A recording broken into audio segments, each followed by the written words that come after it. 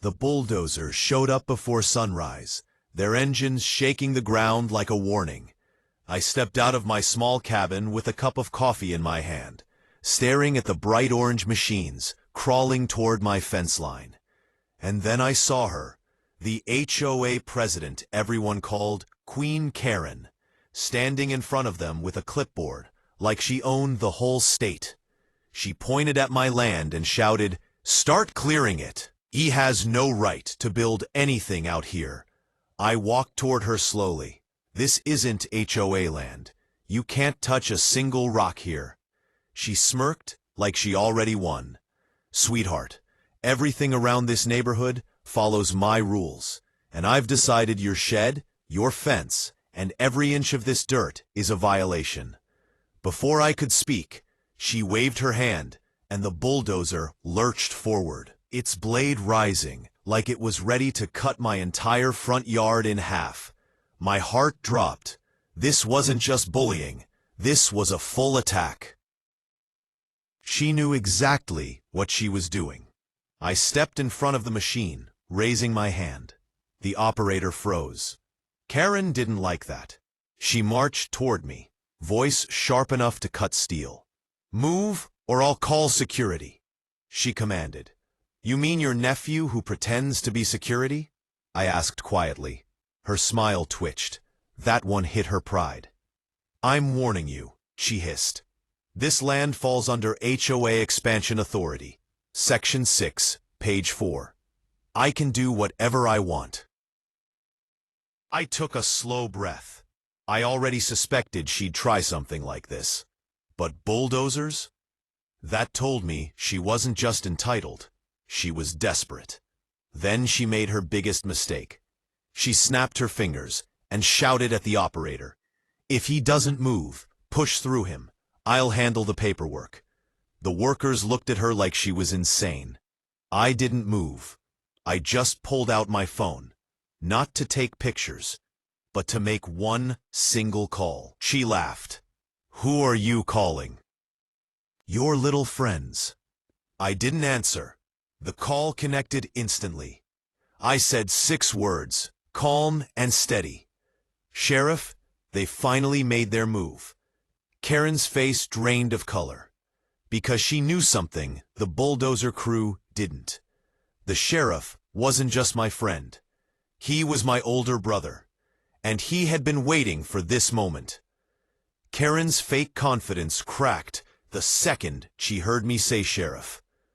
Her eyes narrowed, trying to read my face, trying to figure out if I was bluffing. I wasn't. The bulldozer engines kept rumbling behind us, waiting for a signal. The air felt heavy, like the land itself knew something was about to break. Karen stepped closer, lowering her voice. "Listen, don't drag the sheriff into this. We can settle it quietly." I kept my eyes on her. "You sent bulldozers to destroy my land. You think this is quiet?" Her jaw clenched. "This land will be part of the HOA. Everyone voted. I'm just enforcing it." "There's no vote that can cross county boundaries," I said. "This land is outside your jurisdiction. Always has been." She didn't blink. "Not after today." That line told me everything. She had been planning this takeover for months, maybe years. This wasn't about rules. This was about power.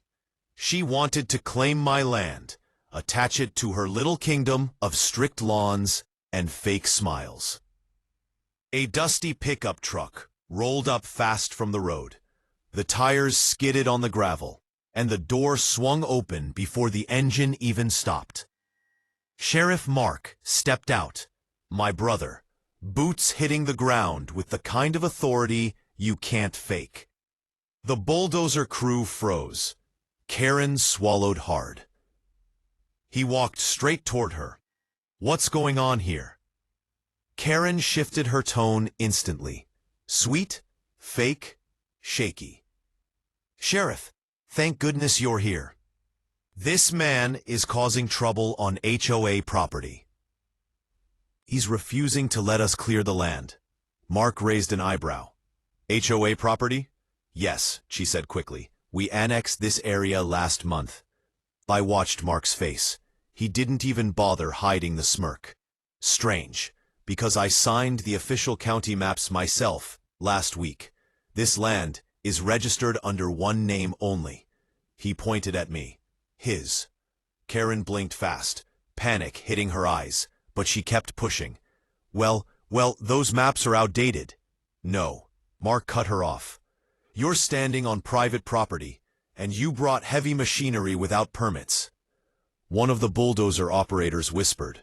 We didn't know, ma'am. Karen spun around and snapped. Shut up and wait. Mark folded his arms. Ma'am, you need to explain why you're ordering a demolition on land that isn't yours. She wasn't backing down. That was the scary part. She lifted her hand like she was playing her last card. I have legal documents in my car. Once you see them, you'll understand. But the look in her eyes, it wasn't confidence. It was fear. And that told me something big. Whatever papers she brought, they were fake. And she was hoping the sheriff wouldn't spot it. But she forgot one thing. My brother is an expert in catching liars. And he already saw through her. He just wanted to hear how far she would go. Karen stomped toward her SUV, like she was about to pull out a nuclear weapon. She opened the back door, grabbed a thick folder, and marched back with shaky confidence. I could see her hands trembling, even though she tried to hide it behind that fake president posture she always used. She shoved the folder toward my brother. These are the documents. The board approved the expansion. The vote was unanimous. Mark didn't even open it.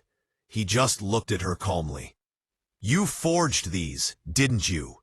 Her face went pale. Excuse me. Karen, he said slowly. I've been dealing with fraud for 15 years. I can smell a fake before I see one.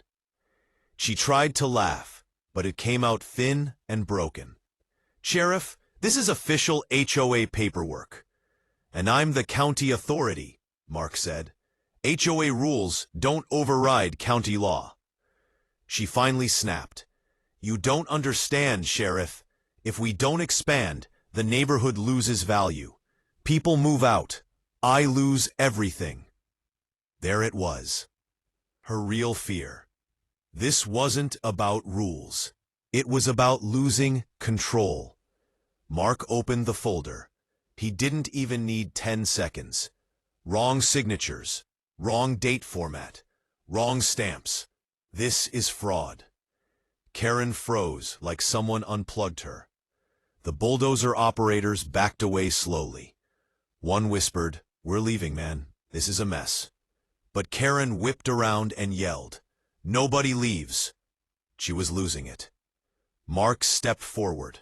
Ma'am, you're ordering illegal demolition. That's enough for criminal charges.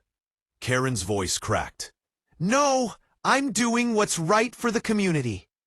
You're trespassing, Mark said firmly. And you brought heavy equipment onto private property. That's jail time. Then she pointed her finger at me, shaking with rage. This man is the problem. He thinks because he bought some dirt outside the HOA, he can live however he wants. People like him ruin neighborhoods. I didn't say a word. I didn't have to. Because that's when Mark revealed the twist she never saw coming. He pulled a folded paper from his pocket and handed it to her. This is the real document you should have worried about. She grabbed it, confused. What is this? The county's protection order, Mark said. Filed 2 weeks ago. She looked at me slowly. You filed a protection order. Against the HOA? I smiled. Not against the HOA. Her breath caught. Against you. She stumbled back, like someone punched the air out of her lungs. You can't do that, she whispered. Oh, I already did, I said. And you violated it the moment you stepped onto my land. Karen looked around, at the bulldozers, at the sheriff, at the workers backing away from her like she was carrying a bomb. And for the first time, she realized she wasn't the one in control anymore. Karen's breath turned shaky as she held the protection order in her hands. She looked like she wanted to tear it, scream, run, anything, but her legs wouldn't move. The bulldozer crew stepped even farther back, washing their hands of the whole disaster. My brother took one slow step toward her. "Ma'am, you are in violation of a lawful court order. You brought machinery onto private land. You attempted illegal demolition, and you forged documents." Karen shook her head frantically. "No, no, no. You don't understand. I was trying to protect the neighborhood." "By committing crimes?" Mark asked quietly. That broke whatever confidence she had left. Her voice cracked. "You don't know what I'm dealing with. People expect me to lead. If the property value drops, if the HOA fails, I lose the only thing I have." I felt a strange moment of silence. Even the machines behind us went quiet. But I wasn't moved, because she didn't stop bulldozers for anyone else's hardship. She only cared when everything backfired on her. Mark pulled out his handcuffs, but he didn't raise them yet. He gave her one last chance, one last choice. "Karen," he said, "you can walk away peacefully, or we do this the hard way." For a second, I thought she'd surrender. Her shoulders dipped, her eyes dropped. Then she snapped again. "No, you can't arrest me. I'm the HOA president. I outrank all of you." That was it. Mark looked at me once, quick, sharp, like he was saying, "Here we go." Then he turned to her, voice steady and final. "Ma'am, the HOA doesn't outrank the law." He grabbed her wrists. The cuffs clicked. Karen screamed, "This isn't over.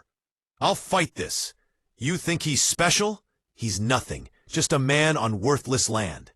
I stepped closer and said quietly, "This worthless land is the reason your HOA is finished." She stopped struggling, confusion hitting her face. "What are you talking about?" I pulled a small envelope from my pocket and showed her the seal. It was the county seal. "The new zoning line changes go into effect today," I said. "Your HOA is losing half its territory. No expansion, no new lots, no extra power." She blinked fast. You knew the whole time?" I nodded. "I bought this land not to build a cabin, but to block your expansion plan.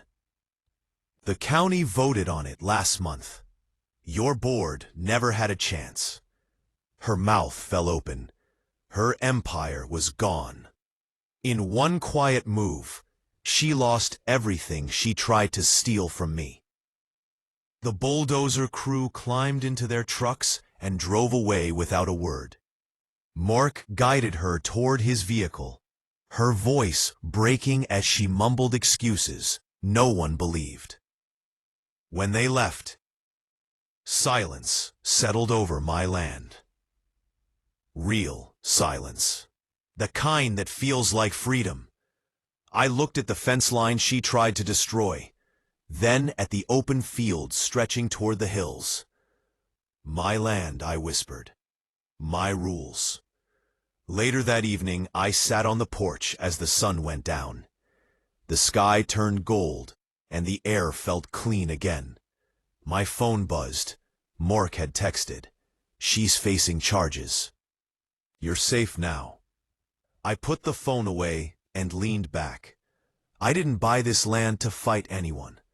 But if someone came for it, I wasn't backing down. Not today. Not ever.